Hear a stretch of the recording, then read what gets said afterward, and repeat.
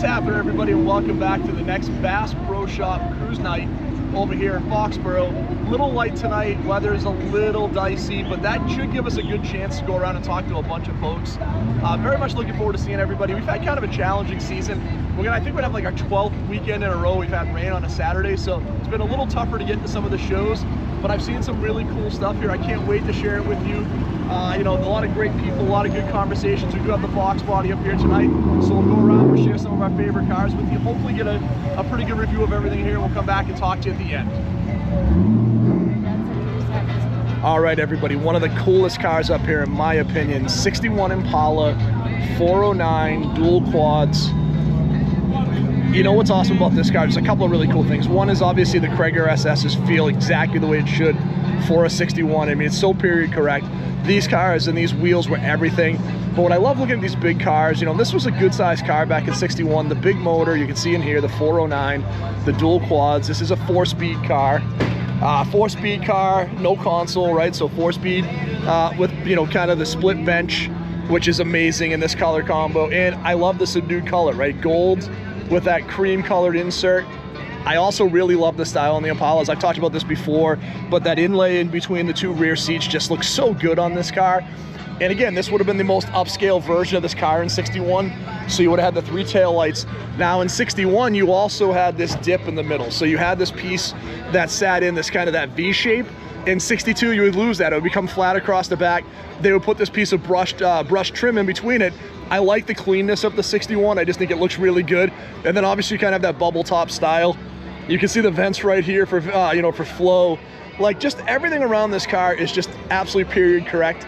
And I love everything about it, right? That big 409, the dual quads, the 4-speed, and just a really pretty version of the car in a great sleeper color. So very cool car, one of my absolute favorites. One of my favorite cars up here. I always love a 69 Chevelle SS.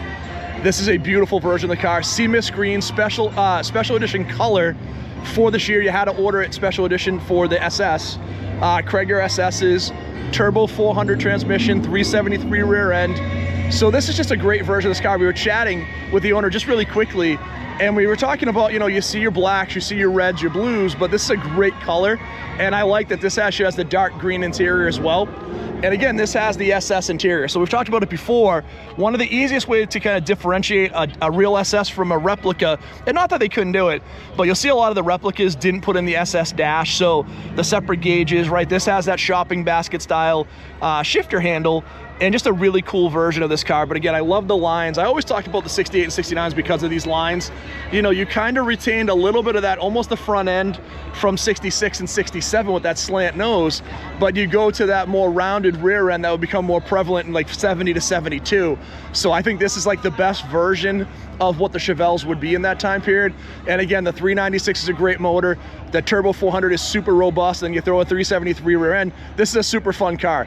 I always kind of comment on these, you know, you start building these cars with these 14-inch wheels with all this power, and you can see like the original Firestone tires, which were like the biplius tires, right? Not a ton of grip. I'm still amazed that any of these cars are left on the road, but again, great color combination, super unique in that sea mist screen.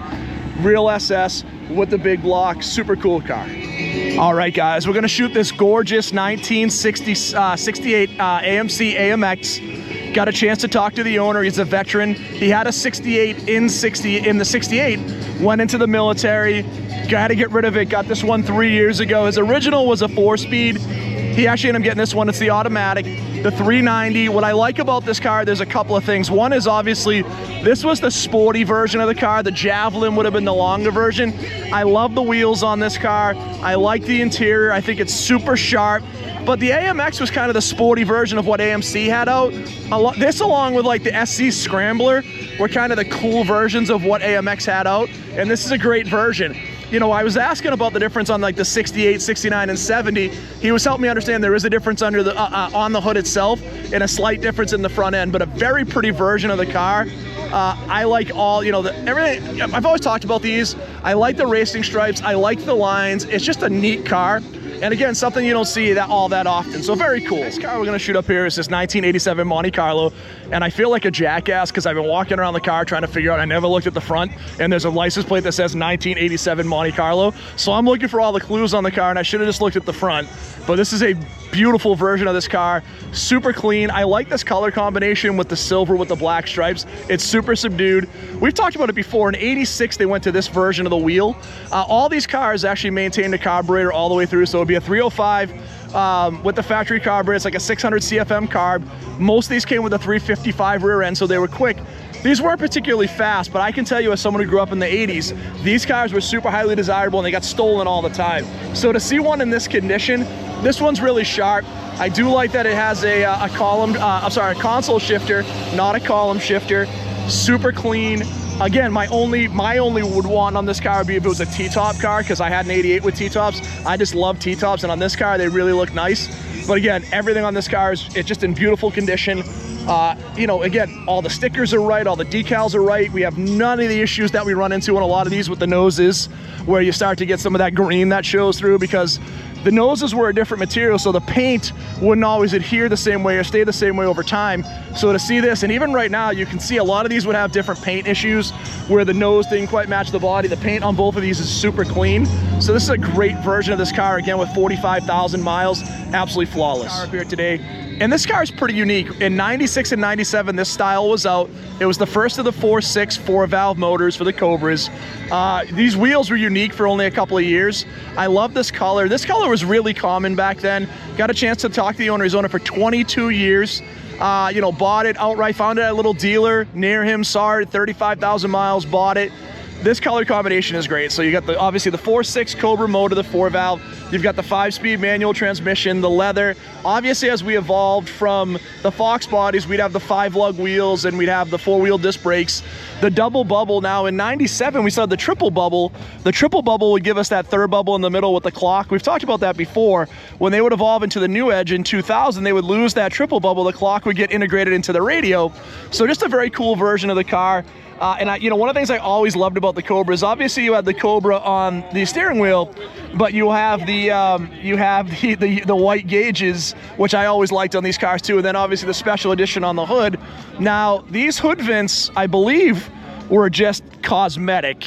But it did give a different style to the Cobras, and again, this was just a great version of that '97 Cobra. I love the color combination. Today is a '93 40th anniversary C4. You know, we had our white '93. Now, it was not the anniversary package. This is the anniversary package. This one is triple maroon, so the maroon convertible top, maroon leather interior. This one has 45,000 original miles. The owner has owned it for the last 3 years. This one is incredibly clean.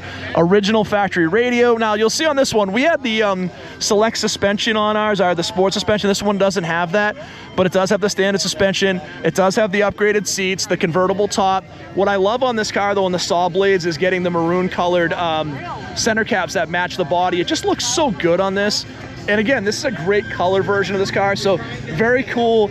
In the 40th anniversary, this is the correct version of the 40th anniversary in this color combination. Really nice version of the car. 1964 Corvette, factory silver car. We talked to the owner. He's owned it for 52 years. He's owned this car as long as I've been alive, which is crazy. I love that. The car is the original wheel covers. It's a 327. What he did that he showed me that I really like though is he actually put vintage air into the car and he added power disc brakes. Everything else was original.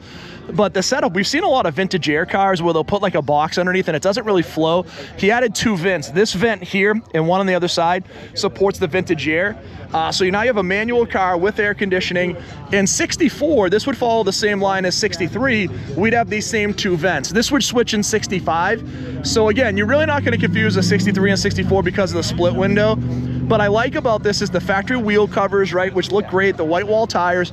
Under the hood is super clean. Again, he added in power brakes and he added in air conditioning, but everything else is the way it would have come from the factory. And as you take a look in this color, it just looks very sharp. And I love this hood, right? Everything looks great. This would be kind of the precursor to what you get in the Stinger hood, like the 67s, but a much more mild version of it. Just an absolutely beautiful version of a 1964 Corvette. Something pretty cool and unique. Again, you know, I like to try to find different stuff.